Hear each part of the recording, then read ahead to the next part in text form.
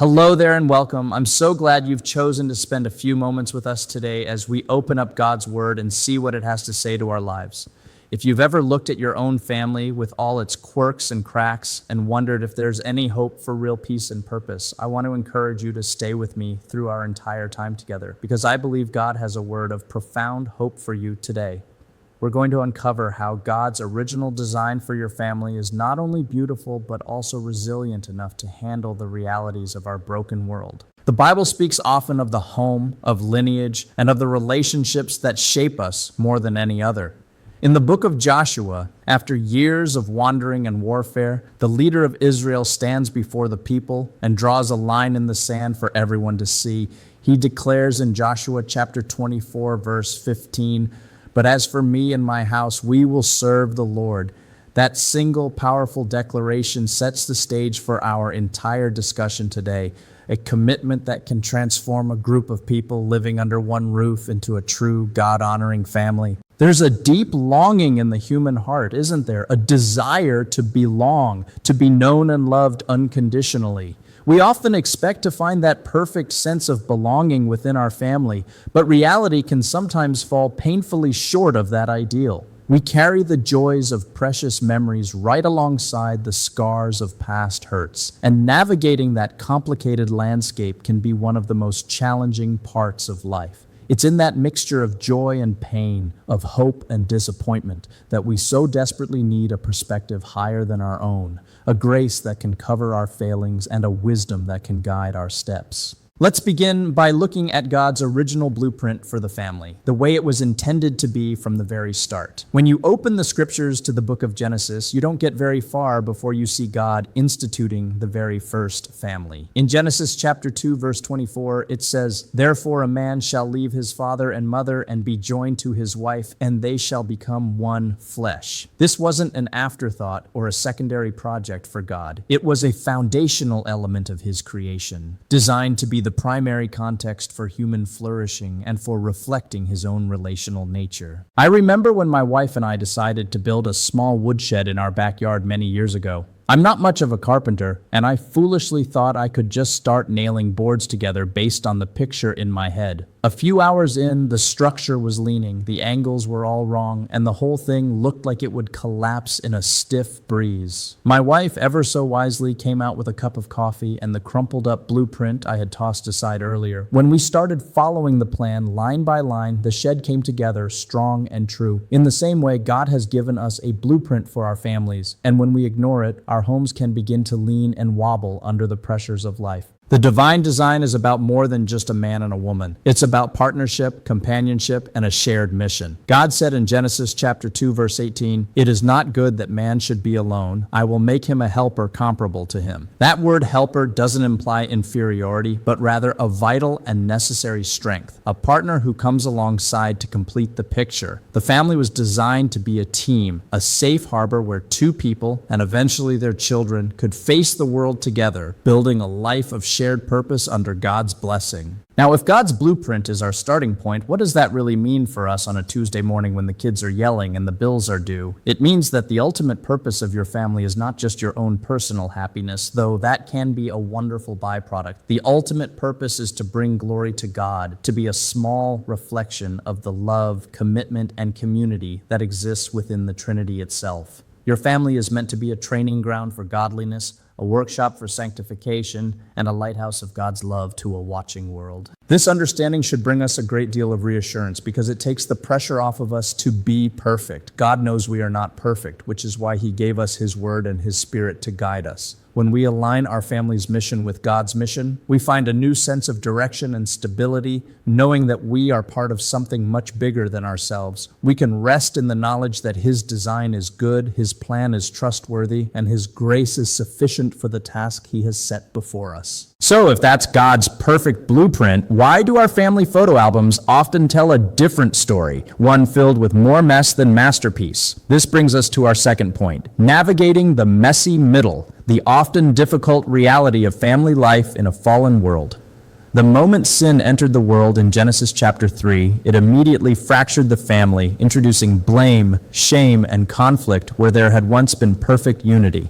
Adam blamed Eve, Eve blamed the serpent, And that cycle of finger-pointing and brokenness has echoed through every family tree since. The Bible is unflinchingly honest about the reality of family dysfunction. Think about the patriarchs. Abraham, in a moment of fear, passed his wife Sarah off as his sister, endangering her and his entire household. His grandson Jacob played favorites among his 12 sons, cultivating a jealousy so bitter that it led his older sons to sell their brother Joseph into slavery. Then there's King David, a man after God's own heart, whose household was torn apart by adultery, rebellion, and murder. These are not neat and tidy stories. They are raw, painful, and messy, and they assure us that our own family struggles are not unique in the story of humanity. I once heard a story about a Japanese art form called kintsugi, where broken pottery is repaired with lacquer mixed with powdered gold. The philosophy behind it is that the object is more beautiful for having been broken, that the cracks, now filled with gold, become a celebrated part of its history.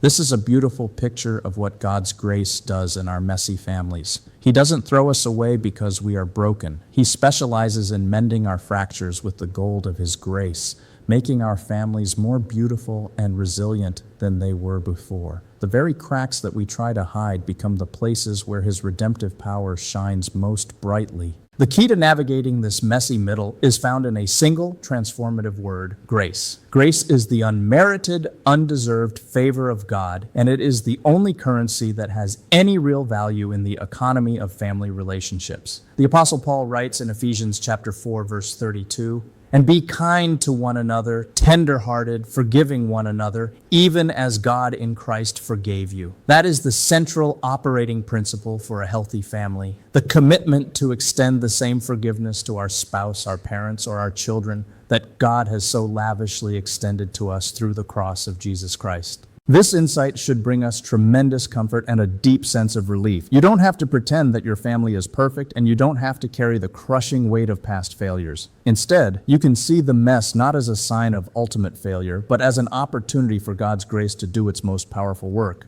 Our family conflicts, our misunderstandings, and our hurts become the very soil in which forgiveness, humility, and unconditional love can take root and grow, nourished by the grace of God. God meets us not in our perfection, but right in the middle of our mess, ready to heal and restore. We've seen the divine blueprint, and we've waded through the messy middle. So where does that leave us as we look toward the future? This leads us to our final and perhaps most crucial point: the intentional building of a godly legacy. We are all, whether we realize it or not, passing something down to the next generation. The only question is whether it will be a legacy of grace or a legacy of grievance. Moses understood this profoundly when he instructed the people of Israel in Deuteronomy chapter 6, verses 6 and 7, saying, "And these words which I command you today shall be in your heart. You shall teach them diligently to your children, and shall talk of them when you sit in your house, when you walk by the way, when you lie down, and when you rise up." A legacy is not built by accident. It is built by 1,000 small, intentional choices made day after day. It's built in the way you speak to your spouse when you think the children aren't listening, and in the way you respond to frustrating circumstances with patience instead of anger. It's built when you humble yourself and ask for forgiveness, and when you prioritize gathering together for worship over other weekend activities. These are the bricks and mortar that construct a legacy that will stand the test of time, a spiritual inheritance far more valuable than any material wealth.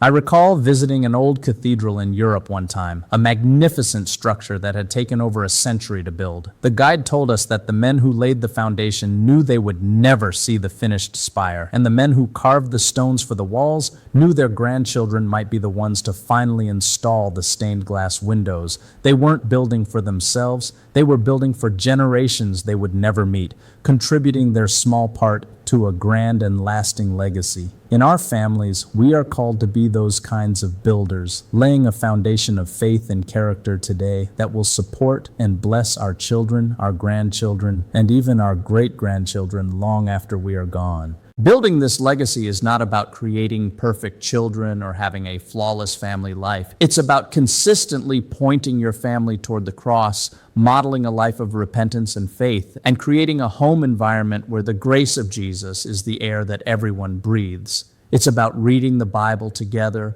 praying for one another, and serving others as a family. When you commit to this path, you are making a profound statement, echoing Joshua's words, As for me and my house, we will serve the Lord. And that decision has the power to ripple through eternity. And here lies the most beautiful reassurance of all. The outcome of this legacy is not ultimately dependent on your strength or your consistency, but on God's faithfulness. The Apostle Paul wrote to the church in Philippians chapter 1, verse 6, being confident of this very thing, that he who has begun a good work in you will complete it until the day of Jesus Christ. You are not building this legacy alone. You are a co-laborer with God himself. You simply need to be faithful with the daily choices, trusting that he will take your humble efforts and multiply them in the lives of your descendants in ways you could never imagine. So now, as we draw these thoughts to a close, the question moves from the realm of information to the arena of transformation. It's one thing to understand God's blueprint, to acknowledge the mess, and to desire a godly legacy. It's another thing entirely to take the first step toward making that a reality in your own home. The invitation today is to move beyond simply hearing these truths and to begin actively applying them, starting right now, in your heart and in your home. I want you to take a quiet moment right now just to reflect. Picture your family in your mind's eye. What is one area where you could begin to more closely follow God's blueprint? Now think about the messy middle. Is there a relationship that needs the healing balm of forgiveness, either sought or extended? Finally, consider your legacy. What is one small, intentional choice you can make this week to build a legacy of grace for the next generation? The call to engagement today is a simple but profound one. I want to challenge you to put feet to your faith this week by doing one of three things. First, you could write a letter or make a phone call to a family member expressing gratitude for how they have blessed your life. Second, you could humbly go to a family member from whom you have become distant and ask for forgiveness or offer it freely. Or third, you could intentionally set aside 1 hour of your time this week with all devices turned off to simply be present with your family, to listen, to talk, and to connect. Choose one of these actions and commit before God to follow through. Let us go to the Lord in prayer. Heavenly Father, we come before you with grateful hearts, thanking you for the gift of family. We thank you for your perfect blueprint, a design meant for our good and your glory.